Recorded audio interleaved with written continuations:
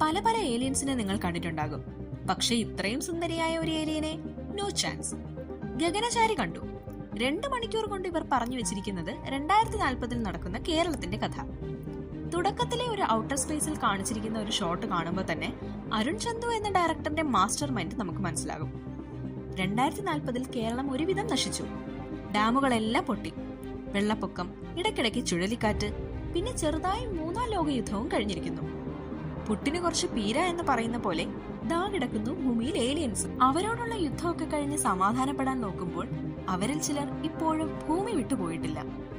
രാത്രി പുറത്തിറങ്ങിയാൽ പിന്നെ തിരിച്ച് വീട്ടിലേക്ക് എത്താൻ തല ഉണ്ടാകില്ല. സോ കർഫ്യൂ ഉണ്ട്. ഈ കർഫ്യൂ ഒക്കെ കാണുമ്പോൾ കൊറോണ കാലം ഓർമ്മ വരും. അതൊക്കെയായിരുന്നു കാലം.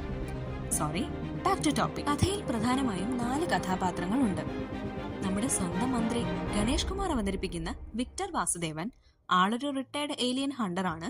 പിന്നെ അദ്ദേഹത്തിന്റെ ബന്ധുവും സർവോപരി വാലുമായ ഗോകുൽ സുരേഷിന്റെ ക്യാരക്ടർ, പേര് അലൻ ജോസ്. ആ പേരിന്റെ കൂടെ വേറൊരു വാലുണ്ടായിരുന്നെങ്കിൽ ഇവിടെ ഒരു കലാപം തന്നെ നടന്നേനെ.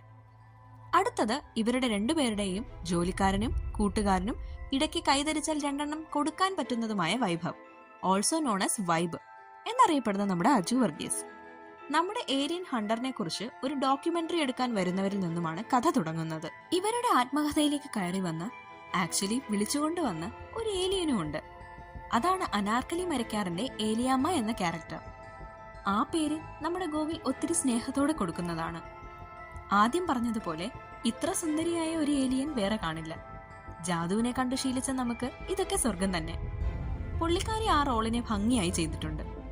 ഇവരുടെ അപ്പാർട്ട്മെന്റിലേക്ക് കയറി വന്ന ഈ ഏലിയാമ്മയും പിന്നീടുണ്ടാകുന്ന രസകരമായ സംഭവങ്ങളുമാണ് ഈ സിനിമ. കയ്യടി അർഹിക്കുന്നതിൽ നമ്പർ 1 നമ്മുടെ ഡയറക്ടർ അരുൺ ചന്തു. നമ്മൾ കൽക്കി 2898 AD അവർ ഒരുക്കി വെച്ചിരിക്കുന്ന ആ ലോകം കണ്ട് അതിശയിച്ചിരിക്കുമ്പോൾ നമ്മുടെ കൊച്ചു കേരളം മാത്രമല്ല, അങ്ങ് വേറെ ഒരു യൂണിവേഴ്സിലെ ഗ്രഹം വരെ തന്റെ ഭാവനയിൽ കൊണ്ടുവന്ന് അതിനെ ഇത്രയും ബിലീവബിളായി ബിഗ് സ്ക്രീനിൽ കാണിച്ച നിങ്ങൾക്ക് ഹാറ്റ്സ് ഓഫ്. ബഡ്ജറ്റിന്റെ കുറവ് ചില AI ഷോട്ടുകളിൽ കാണുമ്പോൾ നമുക്ക് മനസ്സിലാകും. എന്നാലും ഉള്ളത് വെച്ച് നിങ്ങൾ ഓണം പോലെ എന്നല്ല, അടുത്ത കൊല്ലത്തെ വിഷു വരെ അവർ കളറാക്കി തന്നിരിക്കുന്നു. അടുത്തത് സിനിമറ്റോഗ്രാഫി സുർജിത്ത്. ഇതിനു മുന്നേ ചെയ്തതൊക്കെ ഡോക്യുമെന്ററീസ് മാത്രമായിരുന്നു എന്ന് വിശ്വസിക്കാൻ പറ്റാത്തതുപോലെയായിരുന്നു ഇതിലെ ഇദ്ദേഹത്തിന്റെ വർക്ക്. ഹോളിവുഡ് കൈവശം വെച്ചിരുന്ന ഇന്റർസ്പേസ് ട്രാവലിനുള്ള പോർട്ടൽസ് ഒക്കെ എന്ത് അടിപൊളിയായിട്ടാ കൊണ്ടുവന്നിരിക്കുന്നത്. ലോങ് ഷോട്ട്സ് കൊണ്ടാണെങ്കിലും അതൊക്കെ ഇങ്ങനെ നമ്മുടെ കൊച്ചു കേരളത്തിലെ ആകാശത്തിൽ നിൽക്കുന്നത് കാണാൻ തന്നെ ഒരു ഭംഗി. ഒപ്പം കളർ ഗ്രേഡിങ്ങും ഗംഭീരം. അടുത്തത് ഇതിന്റെ സോങ്സ് ആൻഡ് ബീജിയം ചെയ്ത ശങ്കർ ശർമ്മയാണ്. നിങ്ങളാണ് ഈ സിനിമയുടെ എനർജി അടുത്ത ലെവലിലേക്ക് എത്തിച്ചത്. ഗണേഷ് കുമാർ, നിങ്ങളുടെ ഈ കോമഡി ടൈമിംഗ് ഒക്കെ മണിച്ചിത്രത്താഴിന് ശേഷം എവിടെയായിരുന്നു? തിരക്കൊക്കെ ആയതുകൊണ്ടാകണം സിനിമയിലൊന്നും ആളെ കാണാനില്ലായിരുന്നു. പക്ഷെ തിരിച്ചുവരവ് അത് ഗംഭീരമായിട്ടുണ്ട്.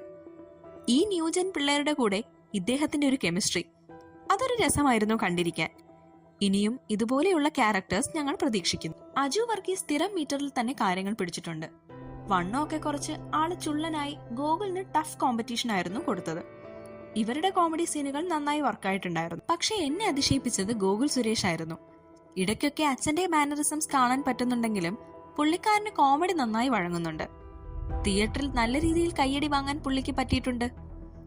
ആക്ഷേപഹാസ്യം നന്നായി കൈകാര്യം ചെയ്യുന്നുണ്ട് സിനിമ. ചില സംഭവങ്ങളും ഡയലോഗ്സും ഒരു രാഷ്ട്രീയ പാർട്ടിയെക്കുറിച്ച് പറയുന്നതായി നമുക്ക് തോന്നും. അല്ലേ വേണ്ട, അവരങ്ങനെയൊന്നും ഉദ്ദേശിച്ച് കാണില്ല. ഞാൻ അങ്ങനെ ചിന്തിക്കാൻ പാടില്ലായിരുന്നു. അതുപോലെ ഇനി പോരായ്മയായിട്ട് തോന്നിയത് ഈ സിനിമയുടെ 90% കാണിച്ചിരിക്കുന്നത് ആസ്പെക്ട് റേഷ്യോ കുറച്ചിട്ടാണ്. അതായത് ഫുൾ സ്ക്രീനിൽ ഈ സിനിമ കാണാൻ പറ്റില്ല. ഡോക്യുമെന്ററി ഷൂട്ട് ചെയ്യുന്ന ക്യാമറയിൽ എങ്ങനെയാണോ കാണുന്നത് അതുപോലെയായിരിക്കും ഈ സിനിമ. ക്ലൈമാക്സ് ആകുമ്പോഴേക്കും ഇത് മാറുന്നുണ്ട്. ബട്ട് അത് ഫുൾ സ്ക്രീനിൽ കണ്ടിരുന്നെങ്കിൽ നന്നായിരുന്നു. ഇടയ്ക്ക് സ്റ്റോറി ഒന്ന് സ്റ്റക്കായ പോലെ ഫീൽ ചെയ്യുന്നുണ്ട്. പ്രത്യേകിച്ചൊന്നും നടക്കുന്നില്ല. എങ്കിലും ഇവർ 4 പേരുടെയും ഒരു വൈബ് ഉള്ളത് കൊണ്ട് മടുപ്പിക്കുന്നില്ല ഈ സിനിമ. ഇനി ഈ സിനിമ തിയേറ്റർ വാച്ചാണോ? അതെ, അതിന് വേറെ ഒരു ഉത്തരവില്ല. ഇതുപോലെയുള്ള അപ്രോച്ചസ് മലയാളത്തിൽ വരണമെങ്കിൽ ഇത് നമ്മൾ തിയേറ്ററിൽ തന്നെ കാണണം. It's not everyone's cup of tea എന്നൊക്കെ ഈ സിനിമയെക്കുറിച്ച് പറഞ്ഞു കേട്ടു. ബട്ട് ടീ ഇഷ്ടമില്ലാത്തവർക്ക് കോഫിയും ഇവർ ഒരുക്കി വെച്ചിട്ടുണ്ട്. അടിച്ചു കയറി വാ.